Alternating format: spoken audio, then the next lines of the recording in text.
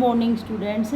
आज हम परीक्षा पाठ के कहानी पूरी हो जाने के बाद शब्दार्थ के बारे में पढ़ेंगे। हमने पाठ में पूरी कहानी को पढ़ा और समझा और जाना कि किस प्रकार जो है दीवान सुजान सिंह जी जो उम्मीदवार के लिए परीक्षा की जो आयोजन करते हैं उसमें किस प्रकार जो है एक उम्मीदवार सफल होता है। तो यहाँ पर शब्दार्थ के माध्यम से हम बीच में आए हुए शब्दों का अर्थ जानेंगे। तो सबसे पहला शब्दार्थ है आपका अवस्था के। यहाँ पर दो अर्थ आए हुए हैं, एक तो दशा जिसमें हमारी स्थिति खराब हो जाती है, दूसरा उम्र के लिए भी इसी शब्द का प्रयोग किया जाता है। अगला है ढल, ढलान या ढलना होता है तो नीचे की ओर जाने के लिए ढल शब्द का प्रयोग किया जाता है। तीसरा शब्दार्थ है आपका विज्ञापन, जिसे कि आप इंग्लिश में एडवर्टाइजमेंट बोलते हैं, उसी का हिंदी जो है शब्द विज्ञापन होता है। किसी चीज़ के लिए सूचना जो प्रकाशित करवाई जाती है उसे विज्ञापन कहा जाता है। पुष्ट, बलवान या परिपूर्ण होना, शरीर से बलवान होना पुष्ट के लिए आता है। किसी चीज़ का पूर्ण या परिपूर्ण होना आपके लिए पुष्ट कहा जाएगा। मुल्क आपका उर्दू का शब्द है, देश इसके लिए आता है। पर्यायवाची शब्दों में भी आप इसके बारे में पढ़ते हैं। अगला है आपका नसीब, ये शब्द आपका बहुत बार पढ़ा हुआ है। किस्मत और भाग्य दोनों ही अर्थ इसके होते हैं। अगला है पदच्युत, माने बर्खास्त कर देना, किसी को उसके पद से हटा देना।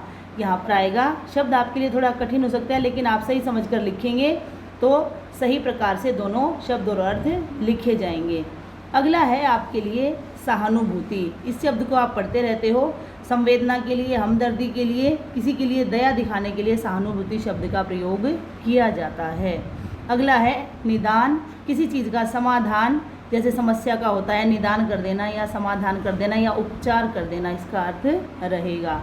उम्मीदवार, प्रार्थी, किसी चीज़ में पार्टिसिपेट करने वाले जो पार्टिसिपेटर्स होते हैं या जो कैंडिडेट होते हैं उनको उम्मीदवार या प्रार्थी कहा जाता है। जैसे कि दीवान पद के लिए सभी दूर दूर से चलकर आए थे। धनाढ़ का मतलब होता है अमीर होना। यहाँ जैसे कि आप कहते हैं कि वह रिच पर्सन है, तो यहाँ अमीर शब्द धनाढ़ व्यक्तियों के लिए आता है। कीर्ति, जिस व्यक्ति ने अच्छे काम किए हों और उसकी प्रसिद्धि चारों तरफ फैल जाती है उसे कहते हैं कीर्ति फैलना। तो यहाँ पर यश और प्रसिद्धि शब्द दोनों इसी शब्द के अर्थ रहेंगे। अगला है सत्कार, सत्कार का अर्थ सेवा, कोई घर में आया हुआ या कोई अन्य व्यक्ति मेहमान की जो खातिरदारी की जाती है वो सेवा सत्कार में आता है। ईर्ष्या, ईर्ष्या शब्द का अर्थ यहाँ पर जलन और डाह दो दिए गए इंग्लिश में, जिसे आप जेलस कहते हैं, जेलसी कहते हैं, वही ईर्ष्या का यहाँ पर अर्थ रहेगा। और अंतिम आपका शब्दार्थ है संकल्प। संकल्प का अर्थ होता है किसी चीज़ के लिए इरादा कर लेना या निश्चय कर लेना कि ये कार्य हमें करना ही है। तो यहाँ पर आपके इस पाठ के शब्दार्थ यहाँ इस प्रकार पूरे हो जाते हैं। यदि किसी शब्द में आपको कोई समस्या आती है, अर्थ समझ में नहीं आता है, तो आप इस वीडियो को पुनः देख सकते हैं। अब इसके बाद है आपके इसी पाठ के बहुविकल्पी प्रश्न हैं। बहुविकल्पी प्रश्नों में आपका पहला प्रश्न यहाँ पर आता है कि देवगढ़ के दीवान का क्या नाम था। आपकी सुविधा के लिए मैंने सही जो ऑप्शन है उसके ऊपर राइट लगाया गया है। इस पाठ में सारी कहानी जो है देवगढ़ के दीवान के ऊपर ही आधारित है, तो उनका नाम सुजान सिंह था।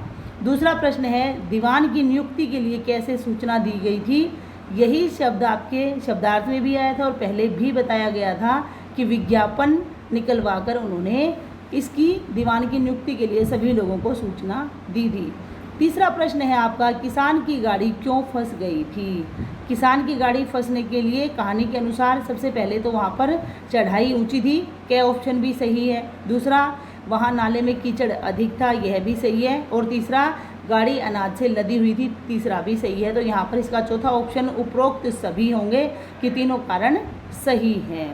चौथा प्रश्न है आपके किसान के भेष में कौन था जो कि वहाँ खिलाड़ियों को खेल के बाद देखने के लिए आता है। तो यहाँ पर आएगा किसान के भेष में दीवान सुजान सिंह वहाँ स्वयं थे। और पांचवा है आपका इस कहानी के लेखक कौन है। तो इस कहानी के लेखक मुंशी प्रेमचंद जी हैं। तो मैंने सभी जो राइट ऑप्शंस थे उनके ऊपर राइट लगा दिया है। आप इसको अच्छे तरीके से पढ़ेंगे और देखेंगे। तो लिखित में आपको आज केवल शब्दार्थ ही लिखने हैं। आपका होमवर्क या गृह कार्य के रूप में जो कार्य है वो शब्दार्थ लिखने रहेंगे, सभी अच्छी राइटिंग में और बिल्कुल साफ सुंदर कार्य करेंगे और करने के बाद अपना चेक भी करेंगे ताकि कोई शब्द में गलती ना हो। आपका दिन शुभ हो। धन्यवाद।